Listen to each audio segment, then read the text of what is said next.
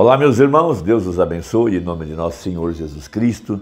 É um grande privilégio para mim, uma grande honra estar aqui para mais essa conversa. E hoje eu quero meditar alguns parágrafos da mensagem O Selo da Páscoa e apoiá-la com a experiência do Monte da Transfiguração. Veja Mateus capítulo 17. Todos nós sabemos que essa experiência está revelando a segunda vinda de Cristo, o mistério de sua descida. Ali estava Moisés representando os que haviam morrido e ressuscitaram, e ali estava Elias representando aqueles que não provarão a morte, e Jesus Cristo. Então ali está o quadro completo. E três testemunhas, Pedro, Tiago e João, que na verdade representam a fé, a esperança e o amor. Todos essas três virtudes reunidas para a hora do arrebatamento.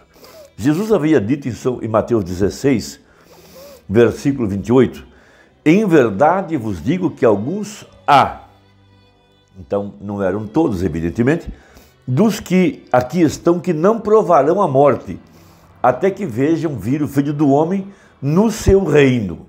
Então, nós temos Apocalipse capítulo 10, a descida do anjo forte, e quando ele desce ele vem como leão, leão representa na Bíblia o rei, e ele vem para estabelecer o seu reino sobre a terra. Veja, ali estava a pedra cortada sem mãos, batendo no pé da estátua para desfazer todos os reinos políticos dos gentios. E o que nós estamos vendo hoje é a queda das nações, a queda do mundo. Veja, as nações estão se rompendo, toda a economia está sendo quebrada, os princípios morais, religiosos, éticos, tudo está arruinado. Mas essa pedra, que é Cristo, essa pedra cortada sem mãos, com 7 olhos, veio clamando, veja, a voz da aclamação, clamando graça, graça a ela. Evidentemente que essa graça é para a pequena, a senhora eleita, a noiva de nosso Senhor Jesus Cristo, porque ele vem para redimi-la, para trazê-la à sua condição original.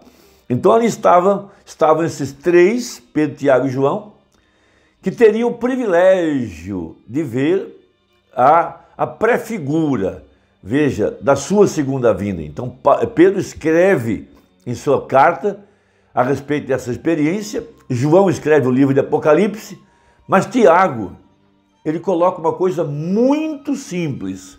Ele fala de Elias. Elias era um homem sujeito às mesmas paixões que nós. Mas ele orou e por 3 anos e meio não choveu. Ele estava mostrando a encarnação da palavra, porque nenhum homem tem poder sobre a natureza a não ser que Deus esteja nele, a exemplo de Josué. E Elias representa os crentes que não provarão a morte. Veja, que serão arrebatados, veja, para encontrar o Senhor nos ares. É o que Tiago está escondendo nessa pequena escritura a respeito de Elias, que representa os crentes que serão arrebatados e que ou nos quais a palavra estará encarnada. Então veja, Mateus 17, 6 dias depois, tomou Jesus consigo a Pedro, Tiago e João, seu irmão, e os conduziu em particular a um alto monte, veja, particular, um segredo, algo secreto. E transfigurou-se diante deles, mostrando a sua segunda vinda, que ele estaria em outra forma. A palavra aqui aplicada é transfigurou-se. A exemplo de José, que estava transfigurado diante dos seus irmãos no passado. Ele estava vestido como um gentil, falava como um gentil e estava casado com uma gentia. Então Jesus está mostrando, veja, que nos dias de sua vinda, ele estaria dentro de um vaso humano.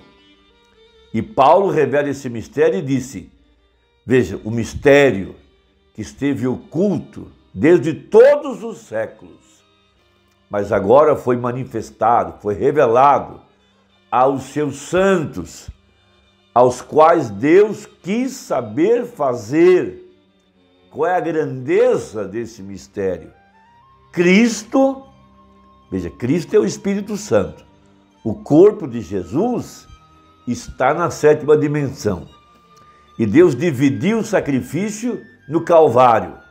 Uma parte foi para a 7ª dimensão, mas a outra parte, o Espírito, Cristo, estaria aqui sobre a igreja em sua plenitude, porque Joel disse: eu derramarei do meu Espírito sobre toda a carne nos últimos dias. Vossos filhos profetizarão, terão sonhos, terão visões. E o profeta disse que a palavra derramar ali, naquele caso em Joel 2, não se refere a alguém colocando água ou qualquer um líquido em outro recipiente. A palavra usada ali foi a palavra kenos, ou kenos, como quiser. Ou seja, Deus mudaria de forma. Essa é a profecia. Zoe, a vida de Deus através do seu corpo, que é a igreja. Então aqui está Jesus se transfigurando, mudando de forma, para que nós não fôssemos enganados, para que nós não fôssemos confundidos. Então veja, transfigurou-se diante deles, e o seu rosto resplandeceu como o sol, a mesma visão de Apocalipse 10, e os seus vestidos se tornaram brancos como a luz, e eis que lhes apareceram Moisés e Elias falando com ele. E Pedro, tomando a palavra, disse a Jesus: Senhor, bom estarmos aqui. Veja, se queres, façamos aqui 3 tabernáculos, um para ti, um para Moisés e um para Elias. E estando ele ainda a falar, eis que uma nuvem luminosa os cobriu. Veja, e da nuvem saiu uma voz que dizia: esse é meu amado filho, em quem me comprazo, escutai-o. Por isso o profeta prega sobre o novo Efésios, ele prega a série adoção, e a última mensagem ele prega a ele ouvir. Veja, e os discípulos, ouvindo isso, caíram sobre seus rostos e tiveram grande medo. E os discípulos, ouvindo isso, caíram sobre seus rostos e tiveram grande medo. E aproximando-se, Jesus tocou-lhes. Veja, tocou-me.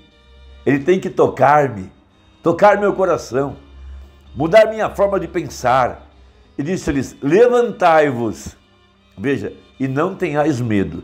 E erguendo, veja, ele os olhos, ninguém viram senão unicamente a Jesus. Essa é a experiência grande do Monte da Transfiguração, e o profeta fala sobre ela na mensagem O Selo da Páscoa, falando a respeito do poder vivificador, dos misteriosos 7 trovões, a voz de arcanjo, a voz da ressurreição, a segunda parte do 7º selo, que está agora vivificando a igreja em ordem para o arrebatamento. Ele diz o seguinte: veja agora a transfiguração, um pouco antes de concluirmos, transfiguração. Estamos todos representados ali na transfiguração. Veja o que estamos vendo hoje. Observe exatamente o que estamos vendo hoje, o poder vivificador de Deus. Então, de onde vem esse poder? Para vivificar, para trazer esse poder para vivificar nossos corpos mortais, que vem para essa chamada, subir cá, de acordo com o São João, capítulo 4 de Apocalipse. Subir cá, veja, esta santa convocação, uma voz de trombeta, a mesma voz que levantou Lázaro, os 7 trovões, é a voz que a igreja está ouvindo, e que sai dessa mensagem para vivificá-la em ordem para o arrebatamento. Veja, ali estavam os santos mortos representados em Moisés, ali estava a ressurreição de Jesus Cristo glorificado, a ressurreição de Jesus Cristo glorificado. Elias e Moisés, Elias e Jesus, todos de pé no monte. Veja, os santos mortos, os santos raptados e Jesus glorificado. Que coisa maravilhosa. Olha que coisa. Ali está. Vamos saltar agora para 255. Quando eles olharam ao redor com todo esse poder sobre eles, veja, poder vivificador, eles somente viram Jesus. Por isso, a verdadeira igreja não será enganada. Porque ela não está olhando para um homem, para um sistema organizado. Ela já recebeu a revelação de que os 7 trovões, os 7 selos, a voz por trás é Jesus Cristo. Veja, e o real e verdadeiro crente não se importa se ele está se afastando de uma denominação ou qualquer coisa. Ele somente deseja, veja, que você veja uma coisa, aquele Cristo glorificado. Faz alguma diferença. A real e verdadeira experiência do Monte da Transfiguração somente glorifica a Jesus Cristo, não a nenhum homem. Por isso Jesus disse, se disserem a vocês que o ungido está em certo lugar, não vá lá, não seja enganado. Ele não glorificou a Moisés, ele não glorificou a Elias, não glorificou a si mesmo, não glorificou nada mais. Mas ele viu aquele Cristo glorificado, transfigurado. E qualquer crente verdadeiro, é isso que está em seu coração, glorificar a Jesus Cristo. Isso é o que ele está tentando levar o povo a ver. Através do ministério do 7º anjo, dos dias da vinda do Filho do Homem. Veja, não dizer assim, ó, se você vier se unir ao nosso grupo, se você vier se unir a isso aqui, não faça aquilo. Veja, a palavra de Deus, a qual é Cristo magnificado. Vou repetir, veja, a palavra de Deus, a qual é Cristo magnificado e cumpre a promessa desse dia na grande hora da ressurreição. E isso lhes dá alegria em saber que estamos com Ele, carne de sua carne e ossos de seus ossos. Que alegria, diz o profeta. Irmão, Deus te abençoe, espero que a conversa tenha ajudado. Eu desejo despertá-lo, mostrar que essa verdade, e essa mensagem é a verdade. Dentro dela está essa voz, o poder para a ressurreição. Deus te abençoe. Deixe o seu comentário. Eu gosto muito de ler e ver se sua inscrição está ativa, para que a gente continue te mandando esses comentários diários. Deus te abençoe e até a próxima, se Deus quiser, em nome de Jesus. Amém.